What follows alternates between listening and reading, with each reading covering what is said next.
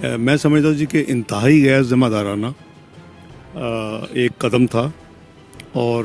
یہ ورچولی اس کا مطلب یہ ہے کہ ریاست کی پرواہ نہیں، سیاست کی پرواہ ہے۔ یہ اس کا مین مقصد جو تھا وہ آئی ایم ایف کے پروگرام جو کہ 2 دن کے بعد ان کی بورڈ میٹنگ فکس ہوئی تھی،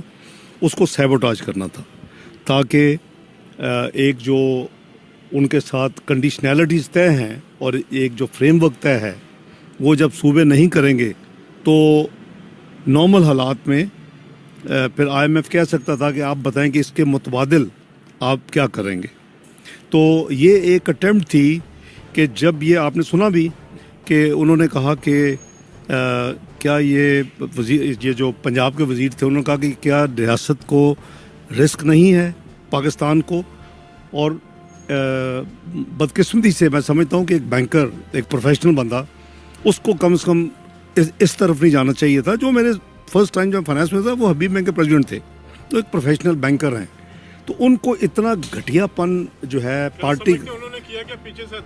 وہ انہوں نے اب تک تو اپنی جو کلیریفیکیشن یہی دی ہے کہ پارٹی کا فیصلہ تھا، جس کا مطلب ہے کہ اس میں پھر عمران خان صاحب بھی ذمہ دار ہیں، اور یہ تینوں صاحبان، 2 پروونشل منسٹر، اور یہ دوسری بات یہ ہے